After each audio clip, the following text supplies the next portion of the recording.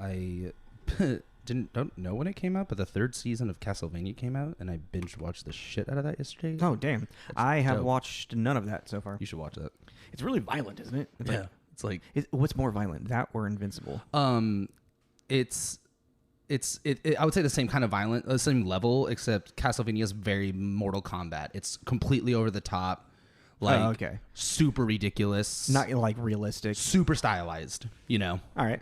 You know, blood, and it's dramatic. It gets on you see it splash on the window, and then it like pours. Well, it's anime, isn't it? Or is it anime style or is it anime? It's anime style. Got it. It's like a Western. Let's get the fuck into this. Let's do this. This is Tommy. This is Jacob. This is Tommy and Jacob's mixtape.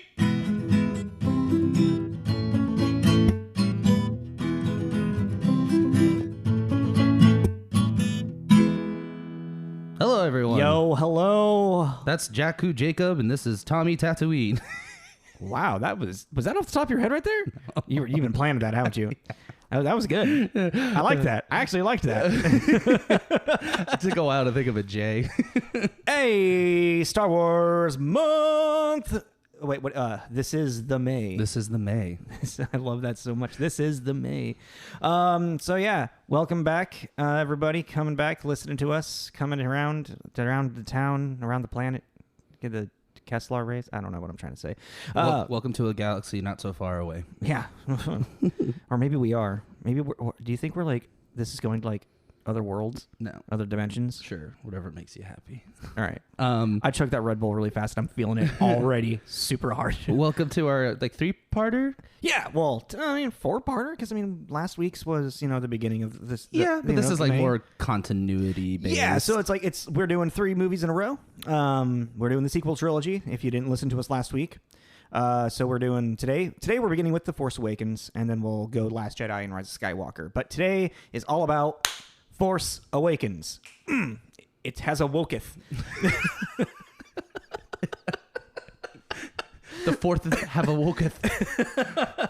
All right, so we're keeping to our regular format of everything, and also just people know we're trying to do our best to look at these movies objectively as an actual like standalone movie, and as well as like inside of the Star Wars universe. Yeah, like the tie-in from the original 3 into this sequel trilogy and how they matched up. So, and I think another thing we did discuss is trying very hard to keep the like in that bubble. Don't talk about the old canon. Well, I really wish they had kept, like try to keep it's more free like of that. What did this trilogy have to offer?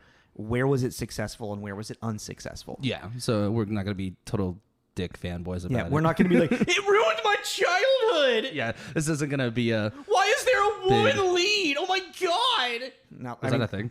Yeah, dude, of course. The neck beards across the world, of course. Stupid incels. Okay. Okay, well, so we're... Didn't I just say we were not going to spiral into hate? Not against. Hey, we can. Anyway, never mind. All right, move on. We're still sticking to our regular format of how we do these things as well. So, So Force Awakens. It has a 7.9 on IMDb, and it was released December 18th of 2015. This is our second movie that we've done within just the last decade, actually, because I think Ready Player One is the most recent one, being 2018. Yeah, because everything else has been either early 2000s. Well, no, because we did Star Wars. We're doing this one. We did Ready Player One, Us, and Defy Blood. I forgot about those two. Whoopsies. Anywho, all right. So box office this year. Where do you guys think it landed in the box office? Huh? Can you take a guess? Anybody? Bueller. You need to stop burping in this direction. All right, sorry. I'm also I'm like Rick from Rick and Morty. I don't I just unconsciously burp all the time in the middle of a conversation. Good Lord, stinky. Anyways, number 1. Yeah, it was the number 1 movie of the year. The number 1 movie in the world at that time, I think. Well, it grossed almost $1 billion. Worldwide, it grossed $2 billion. Yeah. Well, in just the United States, because the box office mojo, this box office thing, it only covers the United States. Yeah, you can click the international. I never thought about doing that. Yeah, like globally. Globally was $2 billion. $2 billion with a price tag of 302 and some change million. Wow, Jesus. They made their fucking money back. So what's crazy is looking at so it released December 18th. So in just the year of 2015, before not even going to its full run through June 2nd, it made, what was it?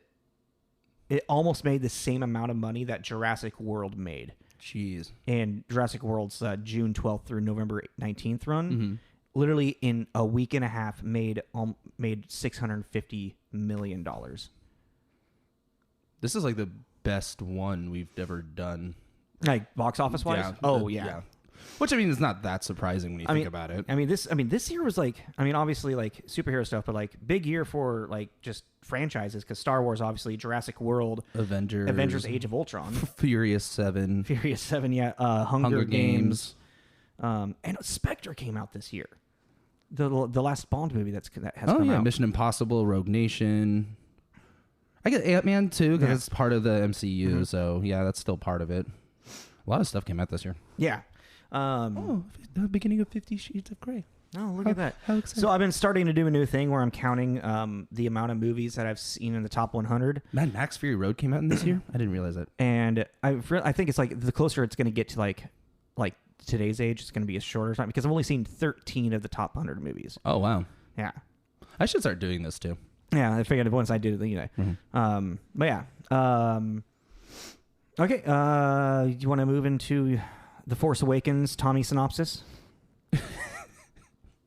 I'm kind of okay. I did this one right before. You generally do that, I think. Yeah, but this one was real Last minute. Yeah, because usually while we're setting up, I'm thinking about it, but I had to do that other thing. A new Star Wars adventure where we hoped it would be different. This is just a New Hope with a better budget. And that's a lot of people felt that way. Well, even I thought it was kind of interesting is that a New Hope budget was about 11 million, and it made around 300 million. The budget for this one was 300 million, and then it made $2 billion. I just thought the transfer from they basically took the money they made from A New Hope and then made this one. So with it. Episode 13, after we have another trilogy. Oh my God. Goes and it has a $2 billion budget and makes $500 billion. Can you imagine a $2 billion budget movie? I can't even wrap my head around that. What was the budget on Endgame? Oh, I don't know. I can look it up real quick. Yeah. 356 million. 350. Really? Mm-hmm. Oh, wow. Yeah, actually, now I'm curious. What the fuck would $1 billion... You'd buy a country for the set. I don't know. Oh, man. Okay, so let's get down into who made this and why. Not George Lucas. George Lucas had stepped away from everything. If you guys don't know or don't know who he is or don't remember anything. Anywho. So, director and writer... and kind of head producer for this entire sequel trilogy, J.J. Abrams. I was reading a lot of things. A lot of people are calling him Jar Jar Abrams online. I was like, damn. Oh, is that supposed to be a bird? Because they feel like he ruined. Leave Jar Jar alone. I'm so tired of it. He's just a bad character, but no, because a lot of people, the people that are like, you ruined me, can you? No, fans were calling him. Fans have been calling him Jar Jar Abrams, because he ruined the fan base. But yeah, screw those people. So if you're not familiar with J.J. Abrams' track record, what he's worked on, specifically director and creator, he was the creator of Lost. Yeah. He created Alias. Who's in that again? Jennifer Garner? Yes. Yeah, Jennifer Garner, right. He also created Felicity. What is that again? Kerry Russell and Scott Speedman, and it's like it sounded familiar, and I looked at the picture. It's I don't know. It's just regular drama, comedy, dramedy thing. CW, the One Tree okay. Hill type thing, only following okay. Felicity, has Amy Jo Johnson in it. Okay. Which I don't know. It's just like J.J. Abrams. What you did? What? Yeah. Oh yeah, especially from those two as well. Yeah. It's like, all right. Once I read the Lost thing, this movie kind of made a little more sense to me.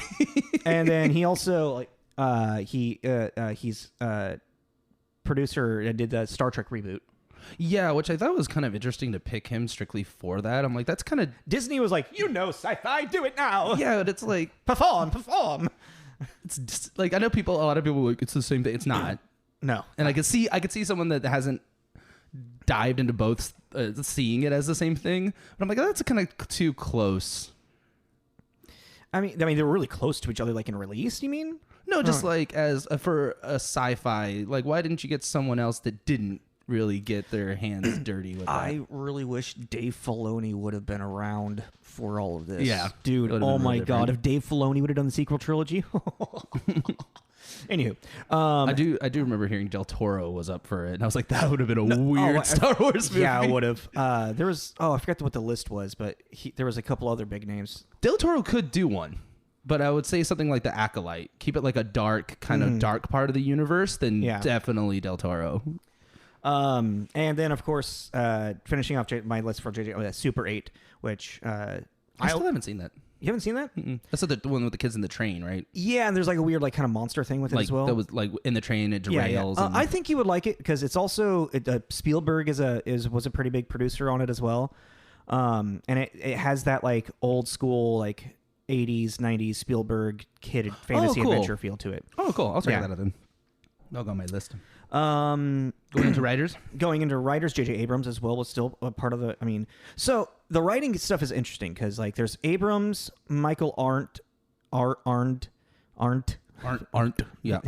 ARNDT, and Lawrence Kasdan, and so Michael Arndt was the original writer for it. But as the story goes, apparently, like he was working on it, and like Disney was like, "This is when we want the movie to be released," and it's like, so we need a script in 8 months, and he's like, "I'm sorry, I need 18 months or something." Like, oh, is that what the deal was? He was like, "I need like double the time you're asking for me to give you like a good script, a flushed out, complete script." Yeah, and then so they released him. And then JJ and Lawrence Kasdan, and like so Disney like got JJ some like help, supervise like people to like assist him and whatnot. So then JJ and Lawrence Kasdan finished the script to go into filming by April of 2014. Mm-hmm. So which makes me wonder how much of Michael Arndt's story is still in it. And Michael Arndt really has like one of the smallest like things ever. Like the biggest thing I saw for him was Little Miss Sunshine. Well, from what I'm understanding is, well, I mean, he did the screenplays too for like Toy Story 3. Yeah, he's done a lot of screenplay stuff. Yeah, but like not a lot of story, or like it seems like he was like the original, which is kind of interesting to think of, because my understanding is a lot of Michael Arndt's original like story concepts were taken out, but when it comes to the dialogue of the movie, dialogue's not good. Really? I didn't think it was that bad. There's moments, and I get into that in my review. But I'm like thinking, like, what if they kept a lot of dialogue because he's done more screenplay, and then they just revamped his. I don't know. Maybe I'm not sure. We're not there. Also, so Lawrence Kasdan, so people know, he worked with Lucas on Empire and Return and Raiders of the Lost Ark, and Lawrence Kasdan's also the writer for Wyatt Earp, creator of Wyatt Earp, or not, maybe not creator, but. So like Lawrence Kasdan, he also did the screenplay for Solo. Yeah. So like Lawrence Kasdan, he's like old school. He's an OG Star Wars guy. Yeah. He's kind of like, he was probably like, since George Lucas didn't really want to be involved, knowing what it like the conflict that would do. Because there was this interview that, did you do research on the interviews that George Lucas had? I've just known that his feelings about it. Yeah, for a while, I mean, so like there's in Wiki, and like you can find it just clear like anywhere on the internet. Lucas, they like offered to kind of have him come back on as like some type of supervisor, and he's like, you know what, that's just going to cause too much problem because I don't own this material anymore, and I'm going to come in and I'm going to like want to change things that I don't have the creative control to do. Mm-hmm. So it's going to be a headache for me. It's going to be a headache for you. Let me just step away. That was probably the smartest decision. 100%. I respect Lucas for having that feeling, Yeah. Just having the foresight, too, to be like, I know this is going to be a pain in the ass. Let's just skip it altogether. Which is then why they also, how had Lucas search out the ultimate Star Wars person, Dave Filoni, to then take the scepter, take the crown. Dave Filoni, save us! So, yeah. I am really curious, though, how much was Michael Arndt? Because the beginning of the movie flows so well, and I don't know if was that Michael Arndt? Did he have a really flushed out awesome beginning, and then JJ and Lawrence had to figure out the rest of the movie, or did Michael Arndt just have these blocks put in place and he had there was a block 1 and a block 4. But there was no 2 or 3. So I will say this. I wouldn't think that it would be Michael Arndt's dialogue, because the dialogue in Little Miss Sunshine is awesome. Have you seen Little Miss Sunshine? Yeah, of course. Yeah. I love that movie. Yeah. He knows his dialogue. That's when I was like, okay, I don't hate Steve Carell. Oh. Because he can actually act. Yeah. Because he can act like that, and Crazy Stupid Love. I find him very enjoyable in. Mm-hmm. Yeah. So that's the thing, though. I know what you're saying too about the dialogue kind of being bad, but there are some moments that I was like, no, this all was good until this sentence was said. Yes. And that sounds like you put that in there. I have that in my review. Okay. Yeah. We'll get to that later. That's why I was like, maybe he did a lot of the writing for the screenplay. What was next time? Let's just go into starring. So let's obviously Harrison Ford, Mark Hamill, Carrie Fisher, Anthony Daniels, everybody from the original. Peter Mayhew. Don't really need to go down that rabbit hole. Anthony Daniels and Peter Mayhew were C-3PO and Chewbacca. Maybe people won't know. People don't know that. Their names. Yeah. I just made a list of all of the new people. That's what I did too. Yeah. At the top, I just wrote. And then all I wrote, because a lot of them, some of them really not known before this, and then some have a little bit more, stuff. So I just made a phrase of where you might recognize them from, or where they. Yeah. So, do you mind if I actually just go through my list? Yeah, go ahead. Okay. So we have Adam Driver. You would recognize him at this time. You would recognize him possibly from Girls. And that's kind of about it. He had a small little bit of stuff here and there. Daisy Ridley was almost legit unknown. She was only 24 or something at the time. She's 23, 24, still working at a bar. It was only doing short videos, short movies and whatnot. And then John Boyega, same thing. It's just small bits here and there, nothing super big. He was in Law and Order UK or something. So I feel like Daisy Ridley, John Boyega, and Adam Driver were the 3 unknowns. Adam Driver, a little bit more of something, but nobody else really had a huge following. I just want to give a shout out to Adam Driver. He's in a movie called The Dead Don't Die with Bill Murray. Yes. And it's I forgot about that movie. A dark zombie. Super dark and dry zombie comedy. Yeah. Definitely check it out if you're into that kind of thing. Mm-hmm. And then kind of tying into that too, John Boyega was in a movie called Attack on the Block? Or Attack the Block. Attack the Block, which is also a dark comedy about an alien invasion in the UK in London, and they're protecting their neighborhood from these vicious aliens, and that's also really funny. Yeah, and he's funny in it too. So I just want to give a shout out. Those are 2 that people may not know that are really check them out. They're pretty good. Was that Attack the Block one that was before? Yeah, that was a while before ago. Force Awakens. Yeah, that was a while ago. But the one that Adam Driver's in with Bill Murray, it's more recent. Yeah, that was a couple years ago. I want to say 2017 or 2018. Yeah, something like that. Yeah, I just wanted to. So then going back, the new cast of Force Awakens. Why did I go Stewie there? That was weird. Oscar Isaac, who had a slow growing career.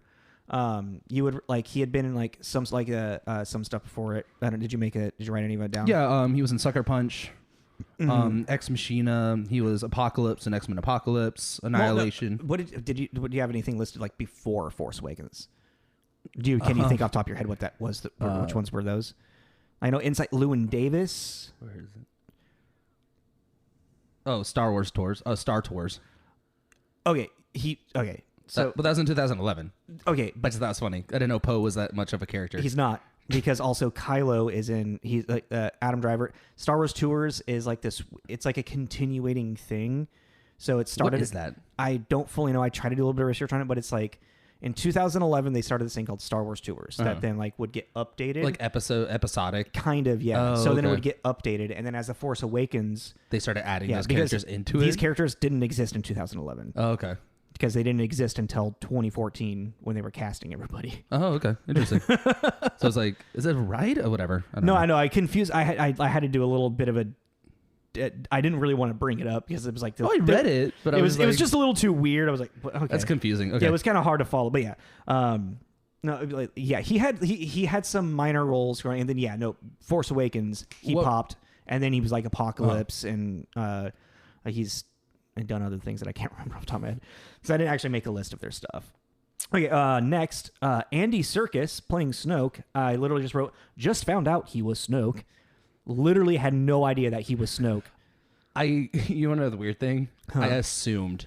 Oh, really? Yeah, like I'm like, okay, big CG character thing. Who do they Andy always, Serkis is the go-to. That's for that, and they always hire, and it's such like a mainstream movie too, where it's like, who's the body capture they're gonna get for him? I was reading Serkis. something like, oh, and Andy Serkis. I was like, who the fuck did he play? And I looked up on it. I'm like, oh, of course he's fucking like Snoke. who else would he be? It's like, and also that's also like, because I hadn't watched this movie in so long, I forgot Snoke was even a character. It's weirder to see Andy Serkis as Andy Serkis. 100%. Yeah. Like I didn't realize like that he in was Black Panther, that was so weird to see him actually. Yeah. It didn't register at all. Like, and whenever I watch 13 going on 30, I completely forget he's in that. Oh yeah. Until I'm like, that's what you look like. You look like a real person. Yeah, I always forget. It's weird for him to actually physically be there. Domhnall Gleeson, I just wrote, is a Weasley because he was Bill Weasley in Harry Potter. Is he the dragon trainer one? I don't know who Bill Weasley. I thought he was. Isn't Bill Weasley the oldest brother of Bull? Yeah. Oh, is he a dragon trainer? He's a dragon breeder. I don't really know my Harry Potter lore that well. I think he is. Yeah. I think that's, if I remember correctly. He's also, I wrote down a big weenie because he always plays a weenie. I don't know. He actually, General Hux kind of like it like puts his foot down a lot in this movie. Like he's trying to but he's trying to undermine Kylo a lot. That's the thing. He's kind of sniveling, kind of. Yeah, I don't know. That's that's the First Order's way. You know, it was like, how can I? He's also an Ex Machina too. Oh, Ex Machina. Oh, thank you. What did I say? Machina. Oh yeah, that Oscar Isaac was in that too, wasn't he? Yeah, that was the one I was trying to think of. Then Gwendolyn Christie, who people would recognize her from Game of Thrones before Force Awakens. I think. Oh wait, no. Why would you recognize her in Force Awakens? You never see her That's head. True. That's true. Unless you're really good with voices. Yeah, that's clearly her. I forgot about. Yeah, I didn't really think. I knew during the promotion for this movie, I saw Gwendolyn Christie, and I was like, "Oh, cool, Brienne from Game of Thrones, Brienne of Tarth."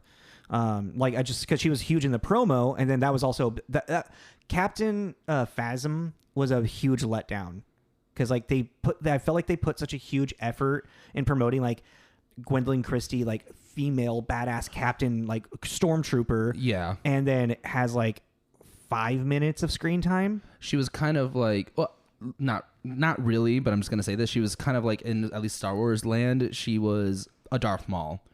Yeah, there's a lot of build up. I mean, but Darth Maul had an epic fight scene, or a Boba Fett. Yeah, well, there you go. More like a Boba Fett, where it's like, oh, look at this badass character. We're gonna see some cool stuff happen, and then nothing ever came out. I think it's thrown down a garbage chute. Oh yeah. And then what's her name? Lupita Nyong'o. Yeah, Lupita Nyong'o, who we did talk about when we did Us. Yes, because she was lead in Us, and that's when we were like, oh, she's that person. It was funny. I had the same reaction again. I was going through the list, and I was like, who the fuck is she in this? And then I remember that entire conversation of, oh right. Yeah. Which what's the character's name? Maybe Maz Kanata. That's right. Who I really like. Yeah, I feel like there should have been more of her throughout the... We'll get into that. Yeah. No, throughout... Well, I mean... Oh, wait. We're not talking about the future. No, yeah, we're not talking about the future. We're not talking about the future. No, we're not talking about the future. And then just a fun, just because he recently passed away. Max von Sydow. Yep. Who he was the three-eyed raven in Game of Thrones. Yeah, and I remember him most from Minority. Did I say third-eyed raven? Three-eyed raven. Three-eyed raven, yeah. Before. And then the bad guy in Flash Gordon. Oh yeah, yeah. Yeah. So pretty big cast list. Which will be kind of nice, actually, now that we've got all these people out of the way. There's only going to be a couple to add on as we're going to each one. So, yeah. But no, I think, Abrams, he did actually state that he wanted to try to cast lesser known actors in kind of tradition or honor to what Lucas did for A New Hope. Because when you go back to A Phantom Menace, Liam Neeson and Ewan McGregor was probably he was a young growing star. He was a growing star at that point. Liam Neeson was a star. And Natalie Portman too. And Natalie Portman was a growing star. Young, yeah. She was young. And then Jake Roberts, the kid that played Anakin. Someone pointed out to me that Natalie Portman and Millie Bobby Brown. Yeah, I can see that. I never put that one together. Yeah. And that's on. It was online. It was an interview on some late night show, and it was young Natalie Portman. Mm-hmm. And I went, oh shit, 100%. Have you seen the stuff online where people are cast Millie Bobby Brown as a young Princess Leia? No, dude. Then there's she did a photo shoot with the buns, yeah. And I don't know. There's a video of her wearing the Leia buns, and I'm no, she could do a young Princess Leia too. Yeah, yeah. Huh, interesting. Beep beep boop. You want to jump into reviews and then go to yours? I thought I was on a brave wings. Yeah, it was very brave of you to go on that wave. Just about wave. How honoring the idea of having these newer, younger. I don't know because because in A Phantom Menace, Ewan McGregor and Natalie Portman, they still they weren't unknowns in a way how John Boyega and Daisy Ridley were. Ewan McGregor train spotting, some other things that I can't think. No, he was in Moulin Rouge before this, wasn't he? No, he wasn't. Moulin Rouge was afterwards. Yeah, he's so. I don't know that off the top. He is so young in Phantom Menace. He's really young in Phantom Menace. Natalie Portman, she had. It seems not shortly after Train Spotting. Maybe, because Phantom Menace came out in 98? 99. 99. Yeah. Trainspotting had to come out in 95 or 96.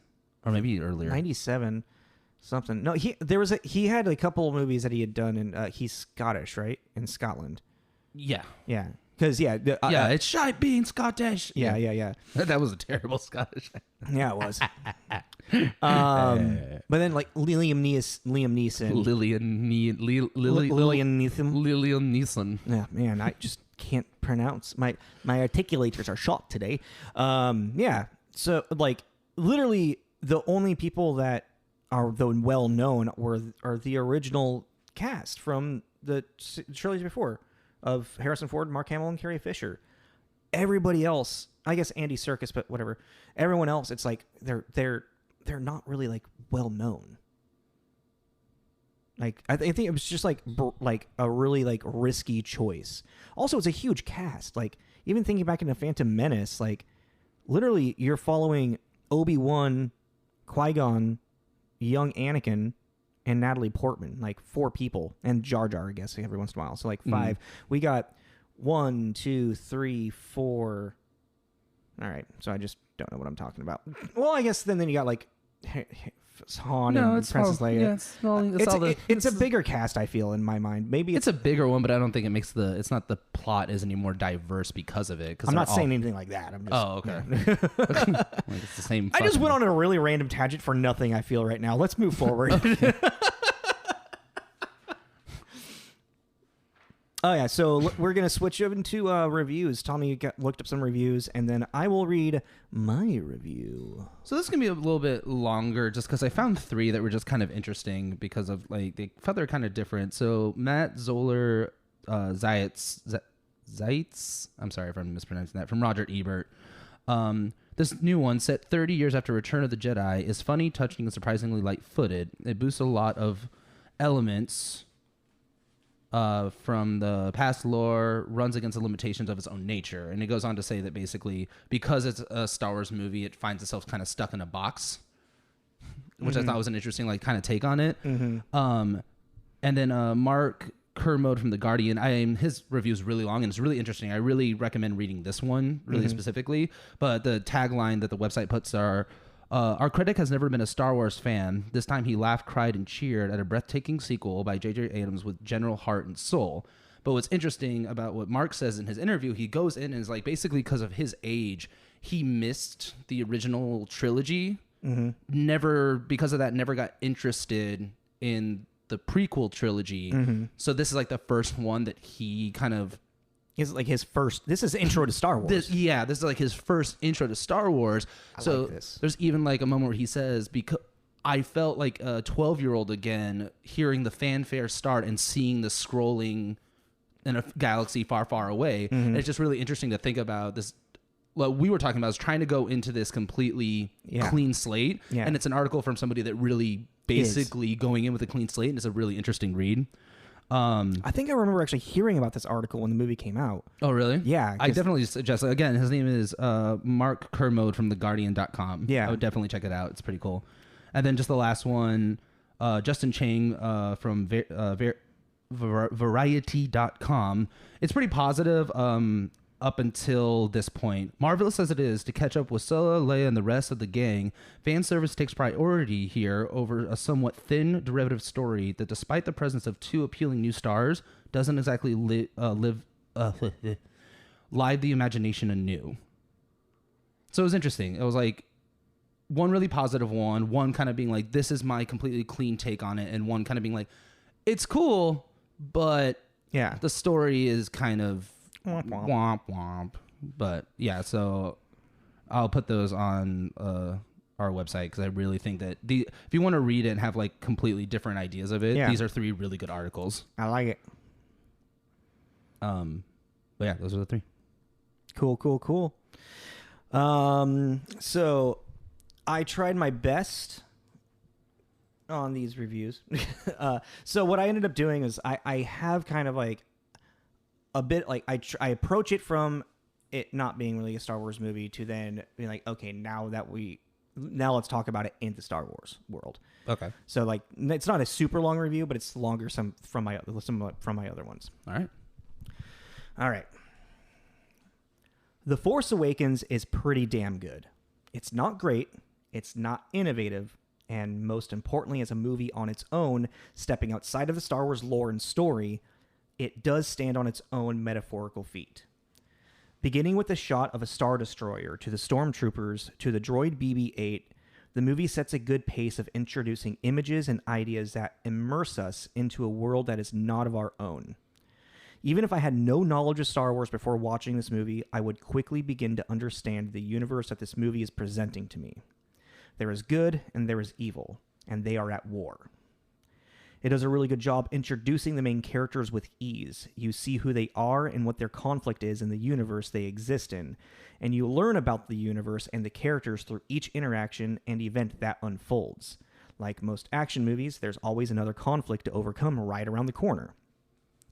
I personally quickly began to feel a connection with who they are.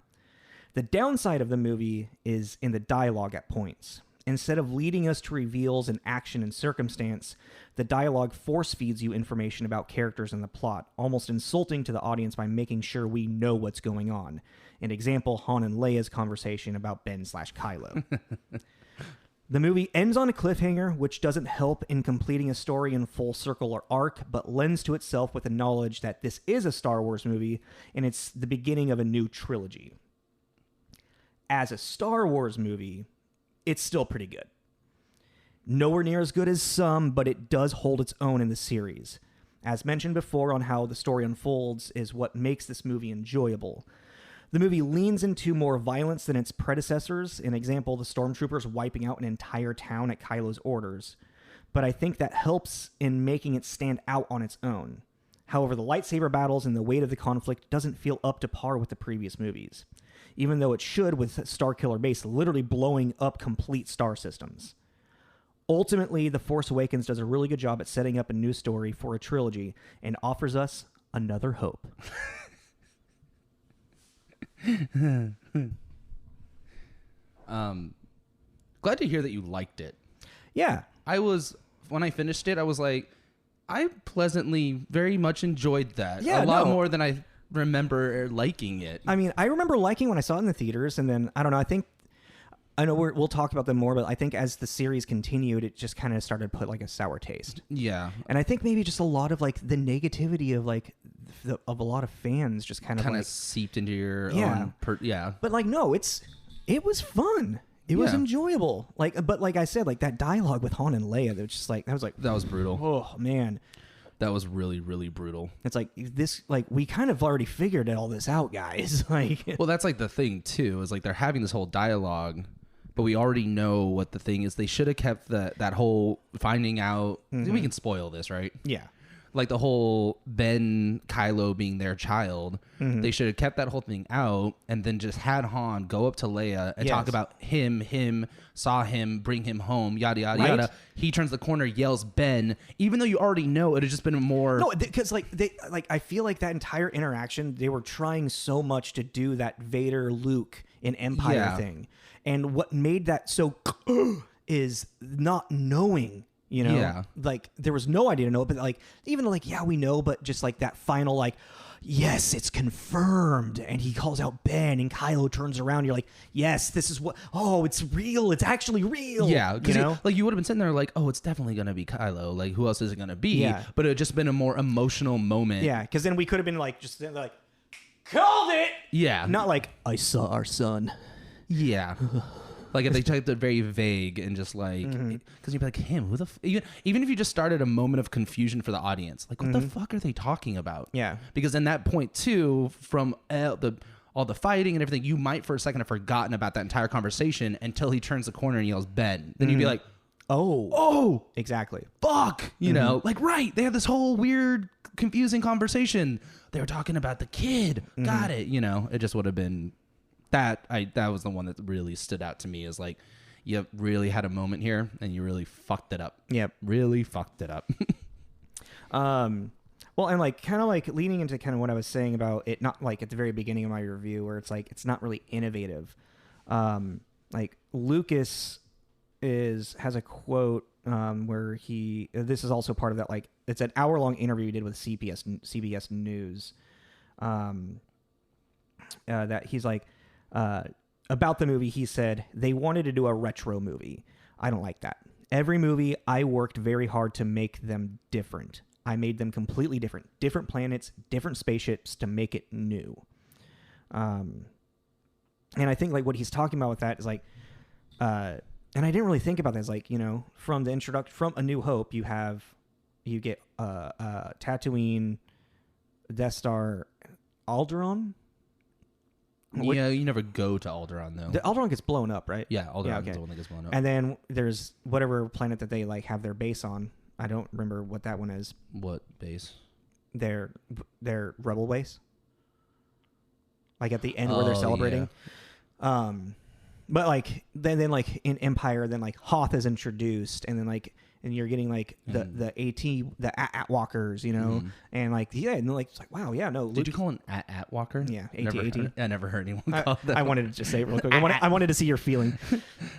Because that's the noise it makes. Just never heard an AT walker. Do you call the two-legged one an AT&T? But like no, it's like he really did, like he started just like introduce more world, even like into like the prequel trilogies, you know? Yeah. Well, kind of going on that, what's kind of interesting that really, really bugs me about this, still to this day, I just think it's so weird, is the First Order thing. The rebranding. I'm like, I don't know, like the whole like, okay, we're going to have TIE fighters still, but now we're just going to make them black. Right. Or it's kind of like, okay, I get you're trying to give it this like... We're going to be on a desert planet, but it's called Jakku. Yeah, like it's like I get you're trying to give it this facelift, but there's a certain point. It's like it's almost inconsistent. It's like you're keeping some of these Easter eggs and these things for previous audiences that were fans. But then you're trying to do this like new thing, but you're not. I don't feel like I just didn't feel like it was doing it right. Yeah. Like why the First Order helmets? You're changing just the helmets, really. I mean, obviously the suits were they're stormtroopers. Yeah. 100%. Why did you need to change the helmets? Like, because it's just a couple and also like do they even like really explain fully how the First Order, I guess this like the movie itself is kind of the explanation of how the First Order is starting to like really rise again, because they take out the entire New Republic base or planet system. What it really comes down to is that the radicals, which kind of Mandalorian touches base on, it's people that truly believed in the Emperor and the idea of an empire to keep peace. So it's just a fraction that is left that is reinventing itself. Yeah. And then but it's like they left that up to your imagination, and then Mandalorian kind of drove it home. I see what you're saying, but like there's definitely like someone's like why is General Organa, why is she like still a rebel? What is this? And it's like, I don't like at the beginning there's like, they're not rebels, they're the New Republic. Yeah. You know, they're still at war with these people that believe in the old Empire's way, that are rising up now as the First Order. Yeah. But what we see is when Starkiller Base blows up the entire Republic like planet system, which then immediately they just like killed like what 2/3 of like the entire New Republic. That wasn't Coruscant, was it? I think it may have been. It kind of looked like it, but you only see it for such a brief second that I was like, did they seriously just blow up Coruscant? But they just say the system. No, yeah, they just say like, and I don't know the system. The New Republic system, yeah. Yeah, I don't know the system. So it's like boom right there, which then automatically puts the First Order now in like they now rule the galaxy again. I didn't like the name, but I did like the machine. Starkiller Base. That was fucking the fact that it's a planet. It's no moon. Yeah, it's definitely not. That is definitely no moon. Like, I love when they're like talking about like, oh, is it like a new Death Star? And they pulls up a schematic. So here's the Death Star, and then Death Star.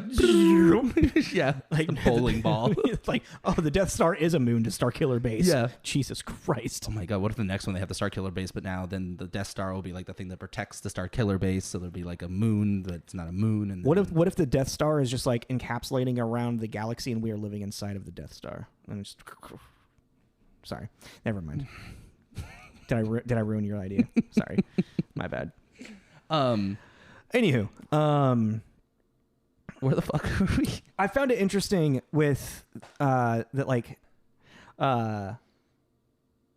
how Phantom, New Hope, and Awakens, they're almost like same story structure, just with different characters. Phantom, New Hope, and yeah, I totally. It's like desert planet or no, hold on a second. It's literally like conflict in space and another place, introducing bad guy and heroes, and then desert planet, weird conflict stuff. Oh my God, I never put that together. To let's take the hero off of the desert planet and put them back into space, and then they have go to a different planet where they discover about more things of themselves and the Force. Well, it's actually, I had this, you just made me think of that too, where I was kind of like, I wonder if this is kind of a weird, this crossed my mind. It's like people are getting annoyed about this trilogy just because how close it was to the original trilogy. But then it seems like with the prequels, people got so annoyed because it was so not. Yeah. The look of it, everything looked different. You saw new aliens, you saw new robots, you saw new spaceships. Everything about it aesthetically, but that was everything different. that Lucas wanted to do as well. Totally, but people were like, I feel like people felt disconnected because of that, and also the writing and whatever. But I feel like just aesthetically, and then this one is so close that that was my irritation with it. And that's kind of an interesting thing, is because like going back to like kind of what Lucas was saying is like how like innovative can it be? It's like if this movie was an innovative, like he was innovative. He created new technology for the first 3 movies. Yeah, and then was creating new technology with green screen and computer graphics in the prequel trilogies. And then we have J.J. Abrams doing the sequel trilogy, and it's like, oh, you're just using what's already there. There's nothing innovative, nothing new, nothing crazy about, like, it's just like, oh, this is the technology that we have to make this movie. Yeah, like I was saying, it's a New Hope with a better budget. Yeah. It just has... But that's also like a thing that, like, so like The Mandalorian, they have innovated how films are like being done with like computer graphics and like sound stages and stuff. Yeah. Like the Mandalorian is doing what Lucas would have wanted to do for a sequel trilogy. It's like, how can we make this world more real in another way? Yeah. You know? But there is definitely like a thumbprint or like a fingerprint for like the original trilogy just because of its time period, the prequel trilogy because of its time period and with Lucas. And then this one, very much a fingerprint that's like of a clone. That's just kind of like it's the same thing. Like there's definitely he did build a different world, you know, like Jakku, and he had a Maz Kanata's place, but like it all felt like it was just. I feel honestly it was more like taking A New Hope and Empire and putting them kind of together.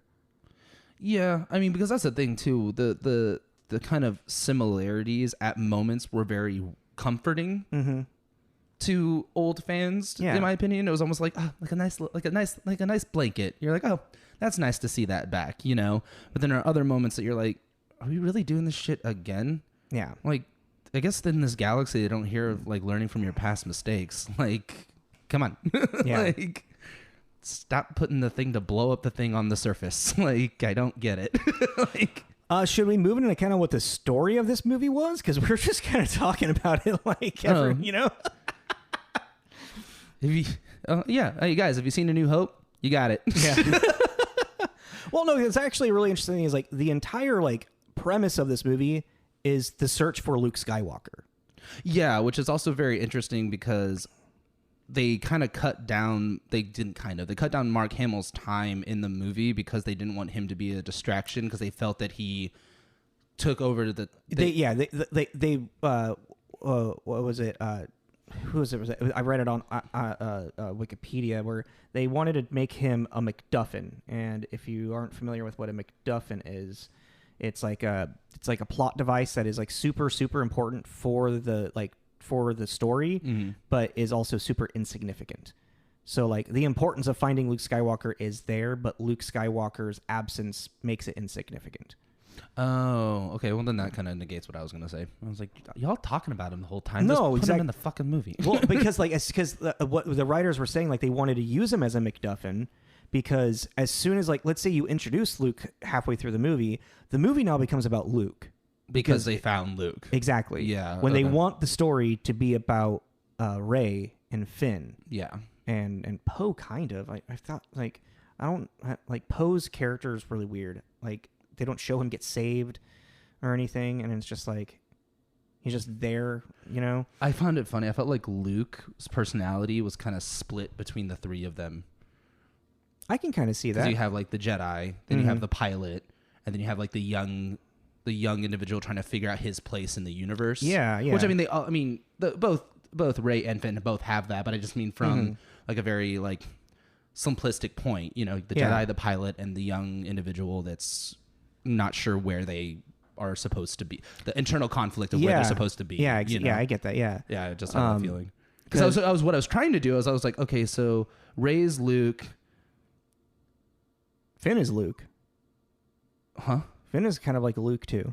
No. The reason I got into the three, I was like, okay, so Rey is Luke, Poe is Han, Finn is Leia. Yeah, I was like trying to see if there was this parallel, and I was like, oh no, it's actually they're more like Luke just split into three. Even Kylo in a way, because Kylo is a representation of like where the dark side would go for Luke. You know. God, he's still. I started to appreciate Kylo a little bit more in watching through this watch through. Really? He still bugs the hell out of me. Because he's like, he reminds me, like, imagine if Anakin went to the dark side sooner. Like, didn't get his Jedi training and like he was just trained purely as Sith. And just like how much of a whiny, like he's just like just destroying everything because his like outbursts. I don't think he would though. I don't think Anakin would. If he was trained strictly as a Sith from the beginning, I don't think because he already had so much anger, he wouldn't be. Because the whole whiny part is him fighting the dark side that he has in him. like being upset about killing the Sand People and all that kind of stuff. If he was just completely Sith, he probably would have been terrified. That is also an interesting thing, though, is like because they bring up like I never really like it never fully registered with me like the times that I watched Force Awakens before. Kylo is struggling with going back to the light side the entire time. Yeah. So like he doesn't want to go to the light side. He's like as he's talking to Vader's helmet, he's like, I feel the light side calling to me.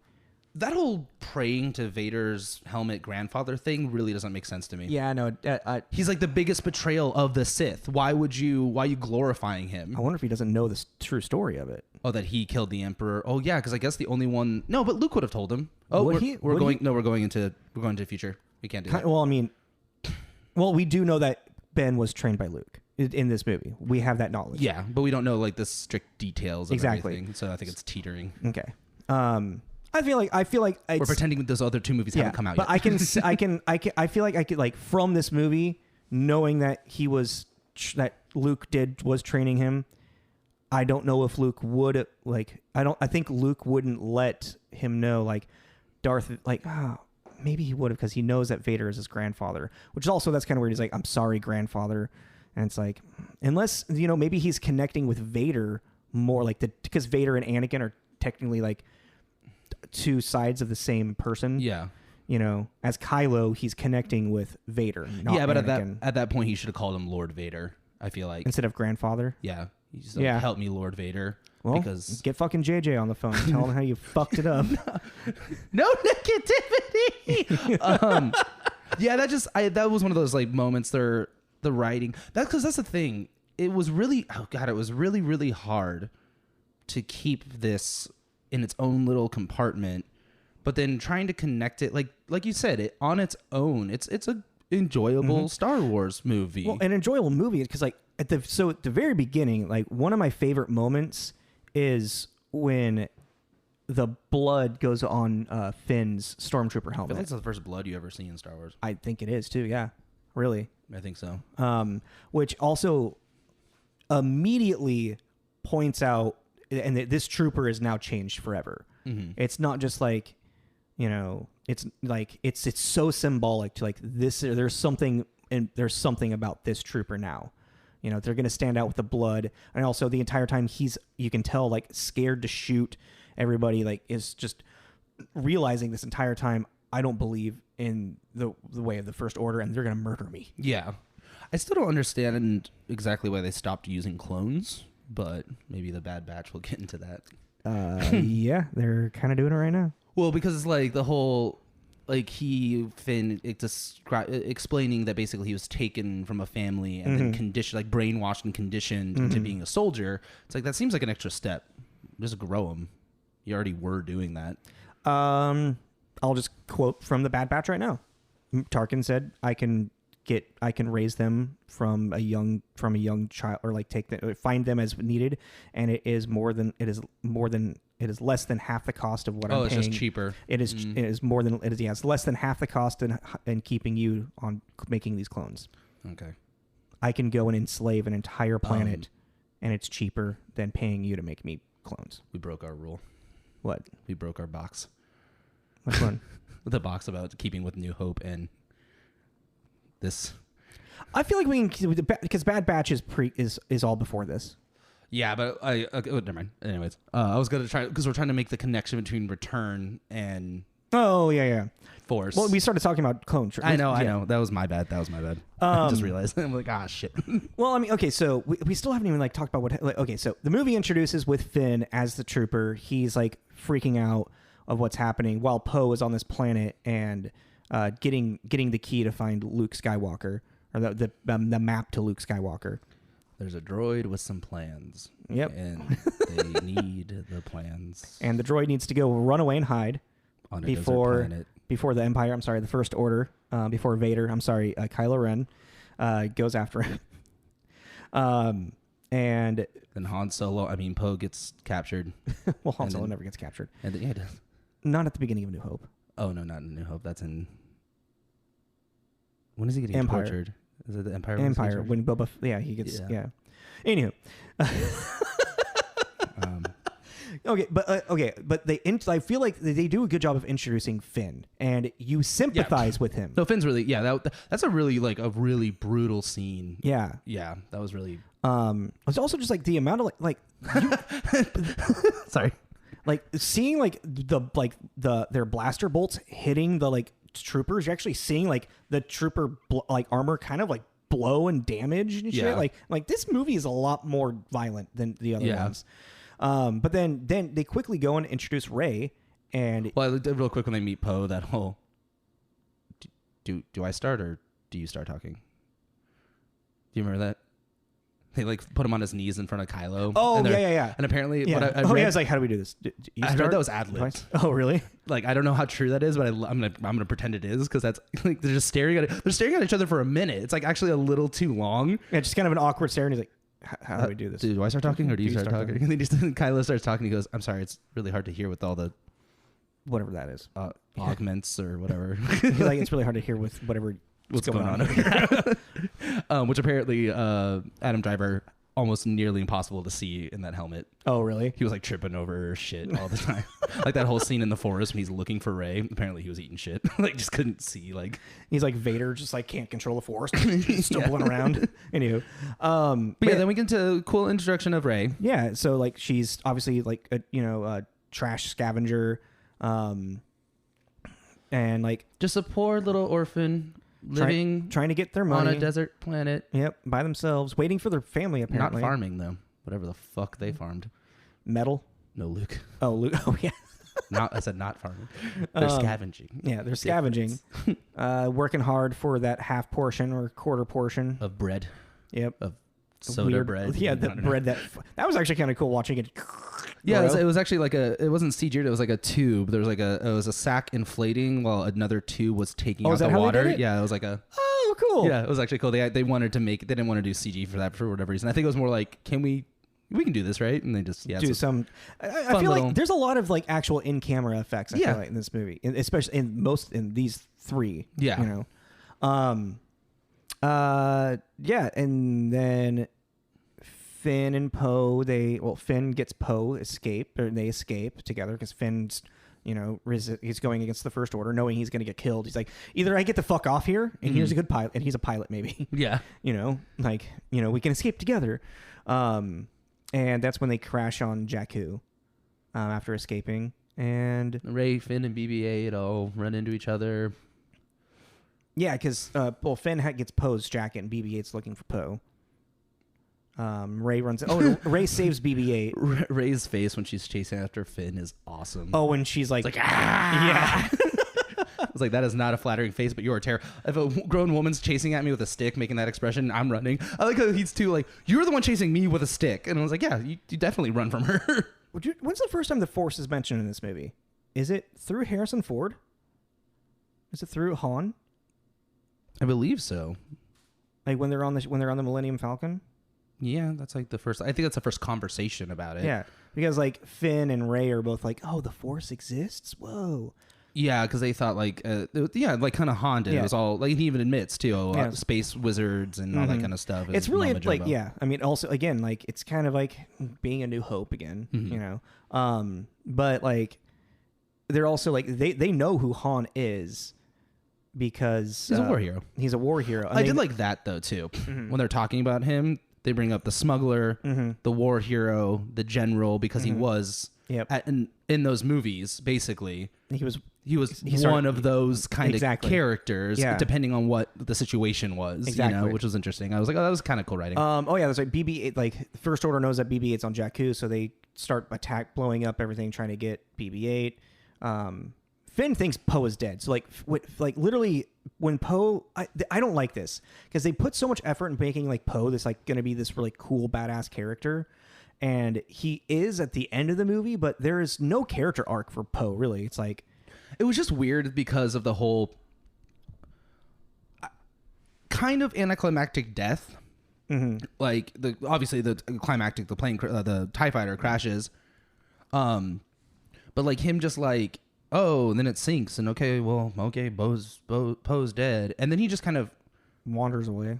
Well, then he just shows up again. Poe again. Yeah. In an X-wing. Like you're like, oh, it wasn't really like exactly a oomph to it, you know? Yeah.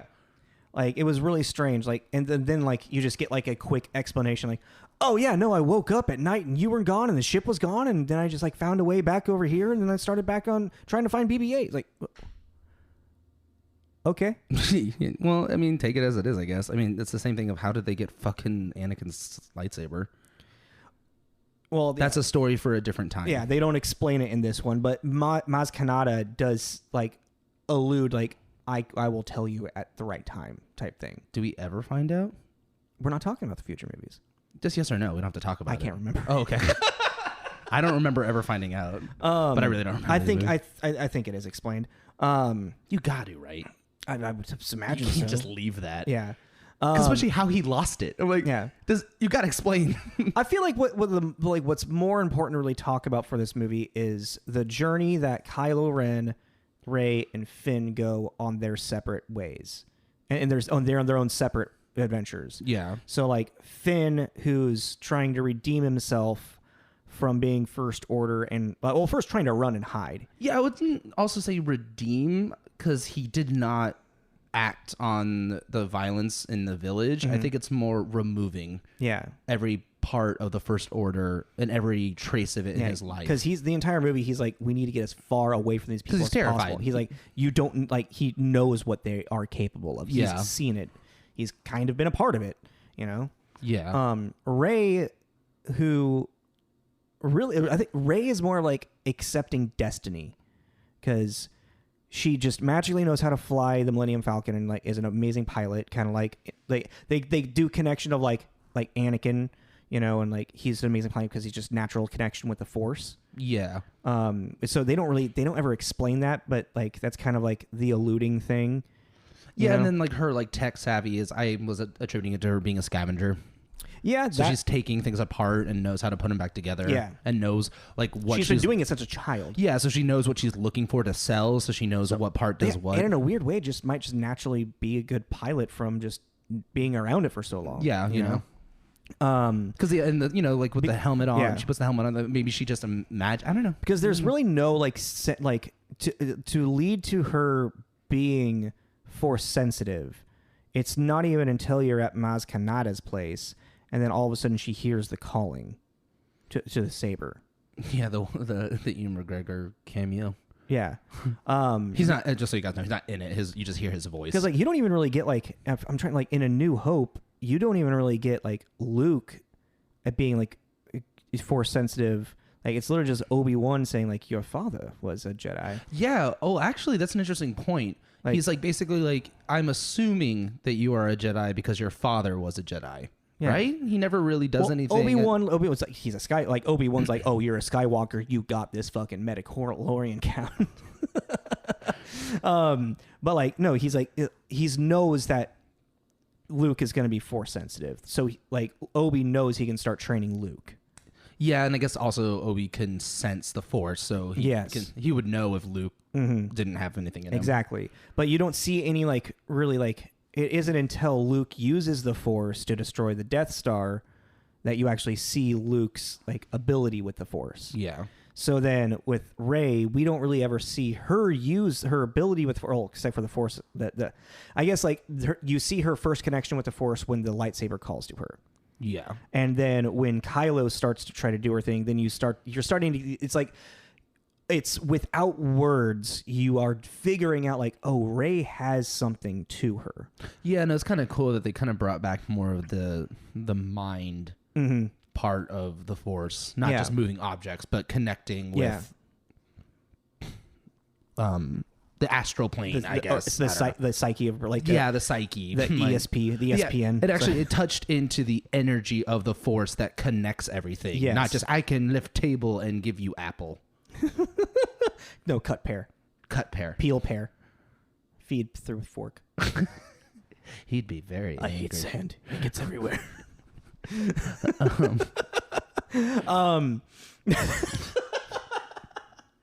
So it is a pear. You're right. So yeah, like Rey's like true like Rey's journey and arc through this is truly just the acceptance of destiny. Yeah, and letting go of the past. Yes. Coming to terms with her family gone Yeah. and accepting, the destiny that lies before her, not focusing on the past. To move forward, not to the Jedi way. Yeah. And then still, I mean, Finn in kind of his own sense as well, like move forward into the path that is better for you than to run away from what you are. Yeah, like scared she's of. heading towards the path of Jedi. He's heading towards the path of like hero. Yeah. Right now. And Kylo, his arc is in finally killing his father. That is like the moment of him accepting the full side of the dark side. Yeah, like that's the thing too. If they really just kept that whole thing a little more elusive. I know. Because that whole like him that's I think it's a great quote. I know what I have to do, but I don't have the strength to do it. You're like, oh, and it could be. And he's coming back. It's like it could be both ways. Yeah, he's coming back. Great, wonderful. Nope, never mind. And then he thanks his father. I was like, this is brutal. Mm-hmm. Like that was. I remember when I first saw that, it shocked me. I was kind of bummed out. I don't know how I feel about them killing off Solo like that.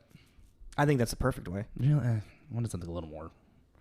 I think because of his character, I wanted more epic, but for story, it makes sense. Yeah, well, especially for like it's not Han. Like you are like, it's the father and son. You know, it's literally the reverse of Vader and Luke. Oh yeah, it's literally Han saying, "Come with me," and everything will be good. Mm-hmm. Like that's an interesting. Like literally, like if you like look at the dialogue that Kylo and Han have, it's strangely parallel to like that's a good point. The Vader and like Luke conversation. Mm-hmm. Luke's more like, no, that's impossible, while Kylo's like, no, it's not. It can't be done. Mm-hmm. No, it's Han is doing the join me and we can rule but the nice way. Yeah, like, join me and we can be a family again. Vader's like, join me and we can rule the galaxy as father and son. Yeah, that was the Emperor, but no, it wasn't. I heard as father and son. As father and son. It sounded almost more like your first time you did it anyway. Okay. But yeah. So yeah, Kylo's arc is completed by killing his father, and then the whole also fucking, even though he was shot by Chewie, after he kills Han. Yeah. Also Chewie going like fucking berserker mode, dude. Like he like raged, like no, like he just watched his best friend get killed by his son, just turns and starts taking out troopers. Just like I remember when I first saw it, like I sympathized so much with Chewbacca. I'm like, I feel you, bro. Yeah, no, I feel you. And then just detonate, like not even like worrying about his safety or where fucking Finn and Rey are. He's just like, I'm blowing up this motherfucker. And so when Finn and Rey are finally it's like the final confrontation with Kylo at the end of the movie. Yeah, I know like Kylo was like shot and like was bleeding and was like struggling, like as he's hitting himself, trying to like, pull himself together. Dude, that he should have been able to just rip through Finn a lot quicker with his lightsaber. Like his lightsaber abilities have to be so much better than Finn, who just picked up a lightsaber. Yeah. And then also same with, maybe Rey, just a little bit more natural, like force intuitiveness. She might be a little bit harder. I think they were leaning on the fact that he was hurt, so he wasn't at his like peak performance. I know, like even still, like I feel like hoping to lean into. Which I guess it kind of sold it. But I definitely like the lightsaber, like the I guess there's two lightsaber battles in this movie. You can also keep in mind too that Kylo, even though he made the decision to like fully go into the dark side and kill his father, he's still a conflicted character. So he's also probably emotionally not totally. Yeah, he's still like, oh my god, I just killed. Like the light side of him is like, did you really just fucking do that? And the dark side was like, yes. So it's like, so he was shot, and then he was the hatred, feel the anger. He was shot, and then also he has like trauma. I guess you could make an argument that that's fair. Put him down a peg. But like it's definitely like. You fully. Oh, I keep wanting to say you fully see Rey's ability with like unlocking the Force with the lightsaber, but that was very Empire. I just realized that's very Empire. The snow. Oh yeah, I didn't put that together till just now. Yeah, like I feel like Force Awakens is really like it is A New Hope and Empire kind of like melded together. Yeah, but I keep forgetting the goddamn Force suggestion that Rey does to the stormtrooper to escape. Oh, this is not the droid you're looking for moment. Yeah, where she's like, you will undo my what is it? My restraints. My restraints, and you will leave with the door open. You know who that stormtrooper is? Daniel Craig. Yeah. Yeah. If you don't know that, Daniel Craig doing There's a lot cameo. of little cameos in this.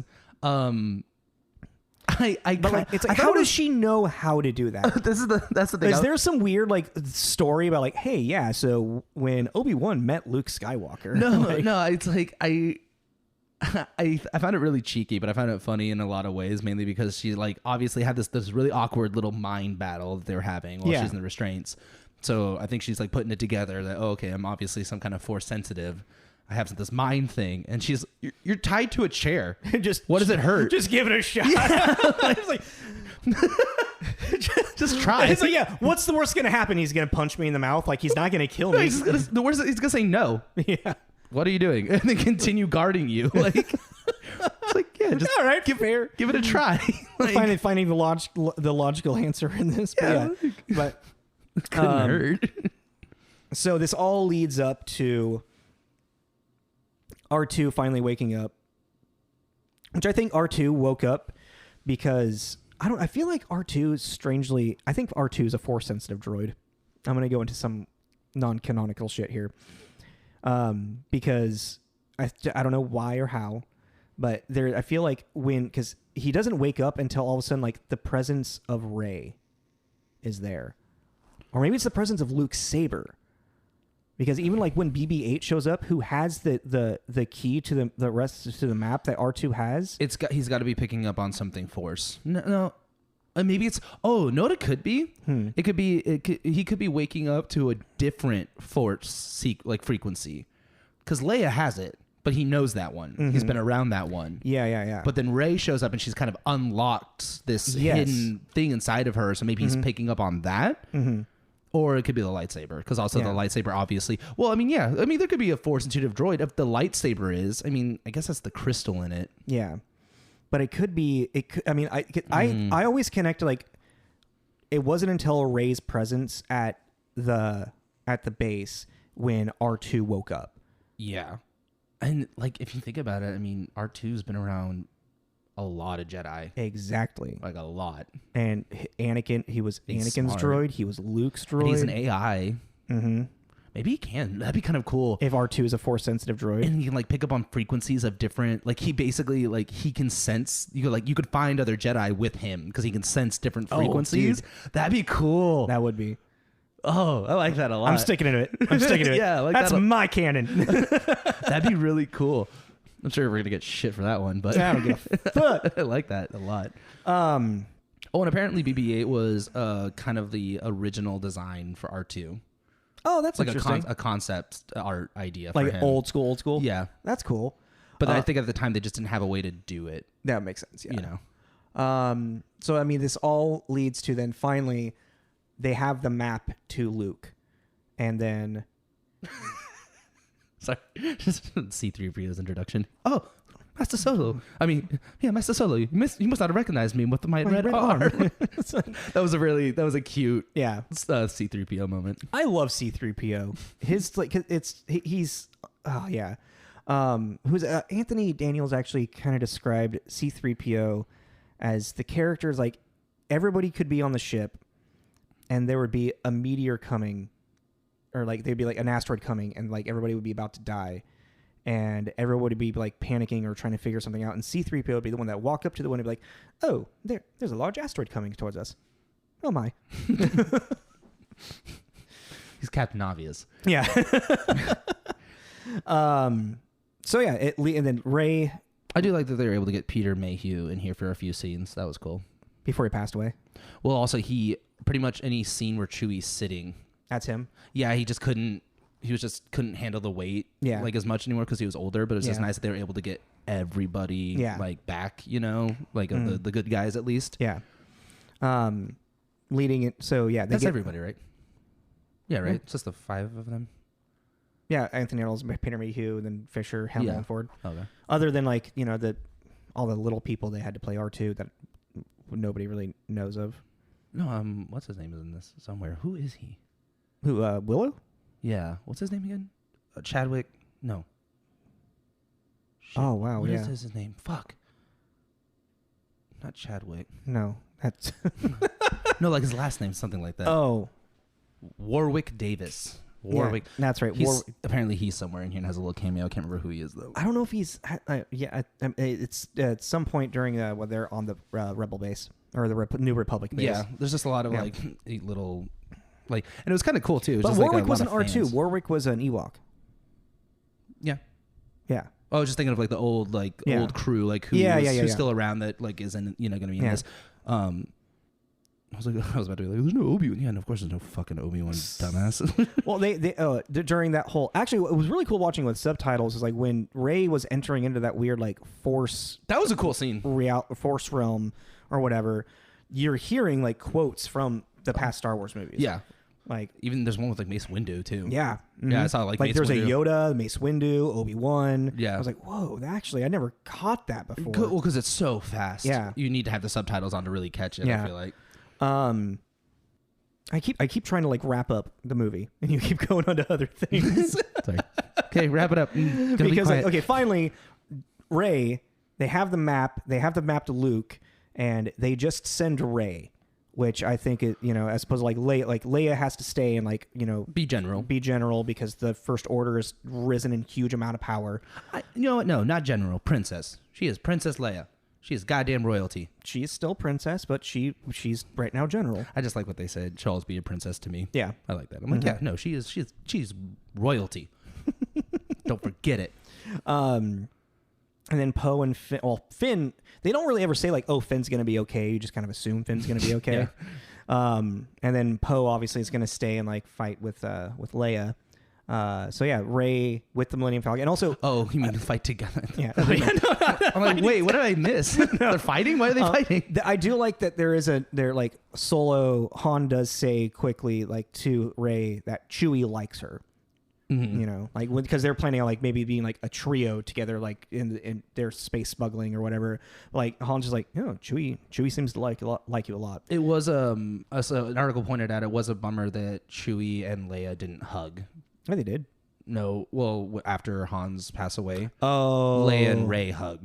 I see. And even Abrams was like, I kind of didn't like. Almost, it was like I didn't realize because when people were like, "What the fuck?" Like the husband and the best friend, yeah. Like, come on, and he was like, I didn't really think about that at the time, and I kind of regret that a little bit. And it's like whatever, but I was like, that was just been a really sweet moment. Yeah. That would have like, I just stopped crying and I'm crying again. Like that kind of thing. Finally, Rey. I get the Rey and her hugging thing. Yeah. Rey and Chewie go off to the stars to find Luke, and they find, and there is old hermit Luke with his metal arm, metal hand, all old and gray, and then just the awkward extension. Looks good. He does the awkward extension of a lightsaber offering, and then a circling. I just imagine, and then it like zooms out, but then I just imagine a quick pull back in. Where the fuck did you get that? Yeah, I was like, how? Huh? We'll get into that when we start talking Last Jedi, but yeah. So I mean, that's kind of the end of it. Any final thoughts? I mean, like I said, like kind of going to my review, like it doesn't, like, having a cliffhanger like that doesn't really do a movie to stand alone on its own justice, but also knowing that it's leading into more. Kind of like how Empire Strikes Back ends on a cliffhanger as well. Like Empire itself, it's leading into like there's going to be another story. There's going to be the return, because A New Hope ends and it's celebration. They all get medals. And it's like, yay, the good guys won. End of story. Because we didn't know if there was going to be more at that point. But with this one, I see what you're saying. Yeah. Okay, that makes a lot of sense. Like we know there's going to be more. So it's like, here we go. Mm-hmm. So like on that point, that makes it not standalone. Mm-hmm. Yeah. Because we have like a completed arc of characters, but we don't have a completed arc of story. Because the story was to find Luke and get Luke back. And we found Luke, but we have not gotten him back. Yeah. Yeah, I mean, like I was saying too, I really I think this is the second time I've watched it. I think it might actually be the second time I fully watched it all the way through too. Yeah, and I think this might be actually the second time watching all of these all the way through. Yeah, that's gonna be fun. Yeah. I actually really enjoy it, which is not an opinion I thought would change. To be totally honest, I was curious where I was gonna sit with it, and the fact that I was watching it and enjoying it again, but also I felt like I was understanding it better than the first time I watched it. I don't know what it was. It was just also we went through with a TJ's mixtape kind of lens. That might have helped too. Yeah, we're really watching movies a little bit more critically and more focusing harder on them. I do want to point out when I remember back when this came out in 2015, I went and saw it in Bellevue with Ben and Kanan and Kat. Mm-hmm. And I was excited. Oh, that's weird. We didn't see this together? No. That's weird. I think this was a time when we were just living separate lives. Oh, yeah. We were separated. I remember I was excited and whatnot, and I just remember we were sitting in the front row, and it's those seats that you can actually recline back in. Mm-hmm. So I was leaning back, just big Star Wars right there. And I saw In a Galaxy Far, Far Away, and I was like, and then it fully registered for me, I'm watching Star Wars. I'm getting new Star Wars. And then and I immediately started crying, out of happiness. I was I looked over at Kanan, and Kanan's like, "Are you okay?" I'm like, "It's just so beautiful. I'm getting new Star Wars. I never thought this would happen." I mean, my biggest thing, I'm going to wait for a final review on him until the end of this. I'm really not with Kylo Ren at all. I find him very not I feel it's scary I don't think he's supposed to be scary. But I feel like Adam Driver is doing a really good job of portraying somebody who is struggling with a lot of shit. But that's the thing. I think he's supposed to be scary because he is terrifying. I mean, kind of when he's hunting down Rey, and he's just. I feel like he's more terrifying when he's standing there next to you and is what he can do. I didn't find him scary in the hunting. I found him scarier when psychologically because of what he can tap in there. And how he's not afraid to do it, because that's also a thing. If you connect too connect too much to people's minds like that, you can't cut that tie. Yeah. Hence, future. Yeah. What? What do you mean future? That movie hasn't come out yet. It's 2015 right now, guy. 2016. We have Last Jedi. We don't even know the name of it yet. But yeah, I'm gonna wait and see. But right now, he's not doing it for me. But we'll see. I really liked. I forget. It's Rey when Rey escapes and he walks. Oh, the stormtroopers run away. Yeah, he's destroying the rooms. Guards! And you just see sparks. And two stormtroopers walking by, just stop, look at each other, and slowly backpedal and just turn around. They're we're not dealing with that. Nope, I'm not gonna die. I don't feel like dying over this today. I found that whole tantrum thing, I found that incredibly annoying the first time I watched it, and it didn't really annoy me that much this time, but I don't know. I wanted something more, and I can't figure. I'll think about it more. I wanted something more from him. If you can really pinpoint it before we start talking about Last Jedi next week, that'd be cool. Cool. Because I think he's probably still only 18 or 19, maybe. Oh, you mean a storyline wise? Yeah, storyline wise, I don't think he's much older. He hasn't been with Snoke for that long. Because even Snoke, he's older than Rey, definitely, but not by much. I wouldn't think. Maybe. I would assume. Maybe. As I go into my Patton Oswalt voice, I don't know. Maybe. I watched Ratatouille last night. Speaking of that, even at the end of it, when General Hux is we let the droid go or whatever because Kylo was convinced that we could get the information of where the map is from Rey, even though Rey's escaped. And then Snoke's okay, get on your shit and come back here and bring Kylo with you so he can finish his training. Yeah. So Kylo hasn't even finished his training with the dark side with Snoke. So Kylo is still kind of a Sith Padawan, older Padawan, Yeah. So he's so he would okay, and he would be Ben. He'd be Obi-Wan around Phantom Menace. Yeah. So he's throwing tantrums and like he's struggling with the light side, and so he's just like literally just like, you know, when like you just get so uncontrollable, you're just like you just want to fucking break shit. And you have a laser sword. Yeah. You know. And so you just start wrecking everything. Because it's kind of like what I was saying, is like we don't see Anakin as, you know, a true Sith in that time of his life. He's already become like an actual like Jedi Knight, and and when he becomes Darth Vader, so there's already a sense of control of everything. He might be an emotional person, but he was a lot more like flippant and like in Attack of the Clones, like, you know, like how reckless he was. Put the true dark side into him. Then he's. I want a what if series of if the Sith, like if Darth Maul got a hold of him first and then took him directly to Palpatine. Like, I want like a what would happen if Darth Vader was. Oh, if Anakin like became Vader at like 10 years old. Yeah, like he was being trained for that. So that'd be cool. Yeah. Yeah. All right. Well, like I think wrap us up. I think we can wrap it up. I feel like we did a good job talking about this. I like this. I like how we're talking about Star Wars right now.